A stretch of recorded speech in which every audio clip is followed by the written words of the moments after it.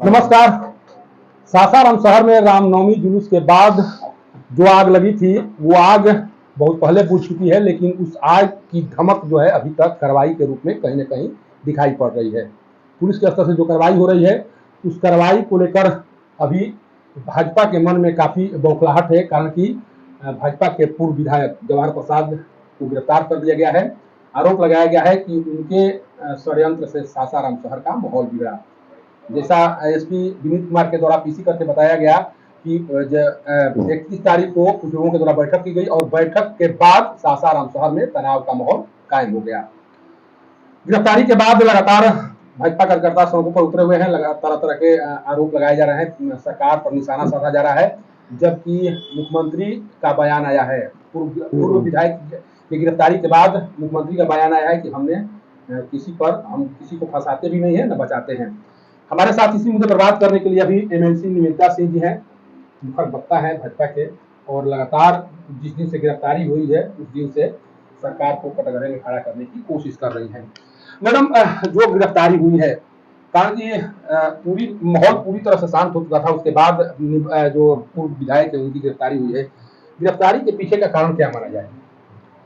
देखिए, आपके news channel के माध्यम से मैं ये बताना चाहूंगी, क्योंकि जिस दिन ये घटना घटी मैं जिले में नहीं थी, एक दिन के बाद मैं आई और मुझे ये जानकारी मिली तो बड़ा अफसोस हुआ सरकार की इस क्रियाकलाप से, क्योंकि सरकार के द्वारा दबाव में कर जिला प्रशासन को ये कदम उठाए गए हैं। अगर जिला प्रशासन को कहीं से भी पूर्व विधायक जवाहर प्रसाद के विषय में कोई जानकारी थी या तथ्य था या कहीं वो किसी आपराधिक मामले में संलिप्त थे या दंगा भड़काने में उनकी संलिप्तता थी, तो वो कार्रवाई वो पहले भी कर सकते थे। लेकिन क्या कारण था कि घटना के 25 और 28 दिन के बाद ये कदम उठाना पड़ा? क्या रोहतास जिला का प्रशासनिक पदाधिकारी और अमला और जमला इनकी जांच और अनुसंधान की प्रक्रिया में इतना लंबा समय क्यों लग गया? ये जवाब दे जिला के प्रशासनिक पदाधिकारी। देखिए, लगातार कुछ बयान आ रहे हैं जिन बयानों ने लोगों को एक तरह से कंफ्यूज कर दिया है। अभी लोग समझ नहीं पा रहे हैं कि जो भी माहौल गरमाया सासाराम शहर में उसके पीछे का कारण क्या है।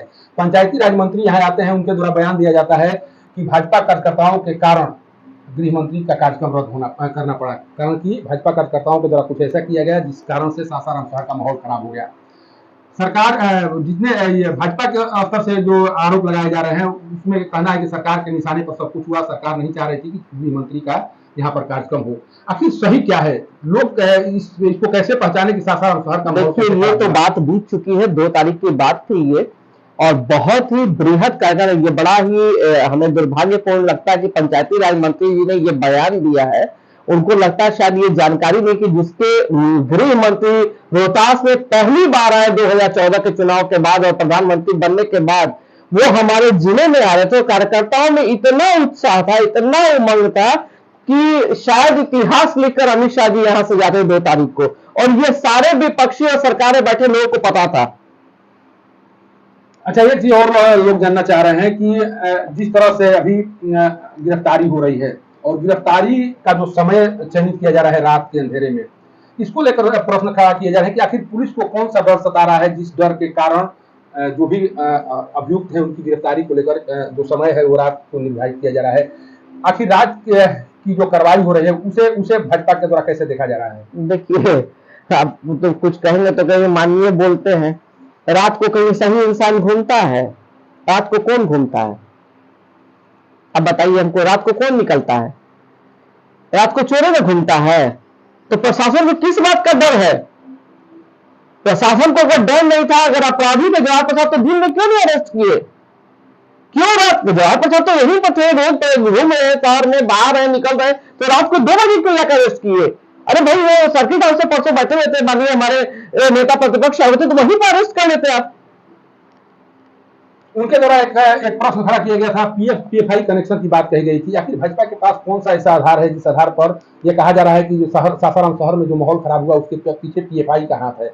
देखिए, मैं इस तथ्यों के विषय में अभी जानती नहीं हूँ, क्या पीएफआई जवाहर जी ने क्या बोला नहीं बोला, लेकिन जो धमाके हुए थे उस दरमियान, हिंसा के दरमियान, और जब सासाराम जल रहा था, कहा एक सप्ताह तक तो बहुत ही अनबैलेंस था शहर, ये सभी लोग जानते हैं और आप मीडिया के लोग हैं तो आप जानते ही होंगे।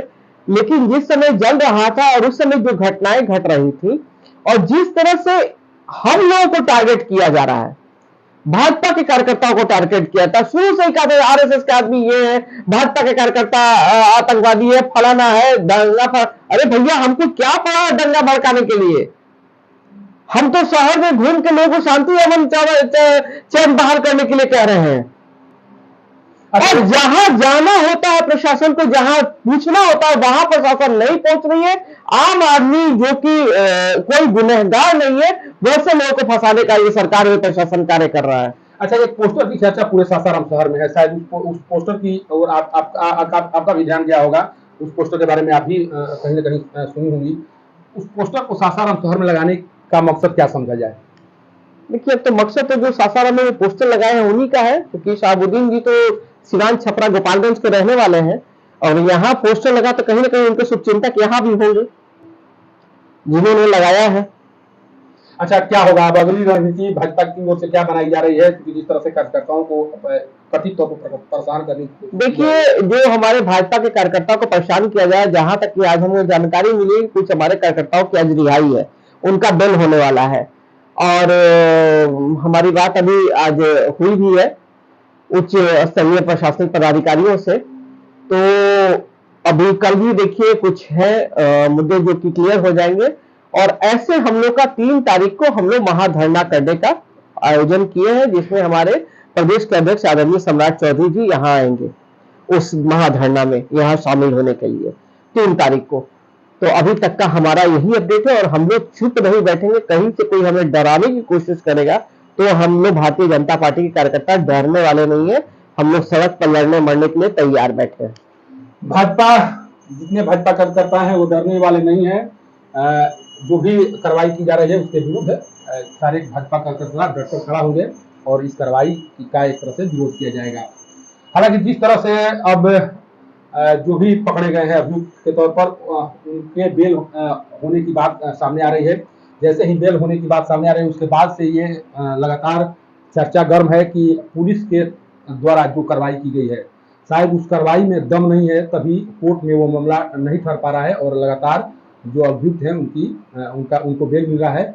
और आगे भी जबकि कुछ लोगों का बेल मिलने की प्रक्रिया जो शुरू हो चुकी है, तो आगे भी इस तरह की प्रक्रिया जारी रहेगी जैसा कि उम्मीद किया जा रहा है। लेकिन जिस तरह से पूर्व विधायक की गिरफ्तारी के बाद सासाराम शहर का माहौल गरमाया है, उसके बाद लोगों में एक भय है कि कहीं वो दिन फिर से वापस न आ जाए, कारण कि जुबानी जंग तेज है। जो महागठबंधन के नेता हैं कुछ और कर रहे हैं, भाजपा के नेता कुछ और कर रहे हैं और इसी जंग में लोगों के बीच एक भय बना हुआ है, जिस भय को दूर करने का कार्य यहाँ के प्रशासन के ऊपर है और उस प्रशासन के द्वारा क्या कुछ किया जाएगा इस पर सबकी निगाहें बनी हुई हैं। सासाराम से पब्लिक न्यूज के लिए सत्येंद्र चौबे की रिपोर्ट।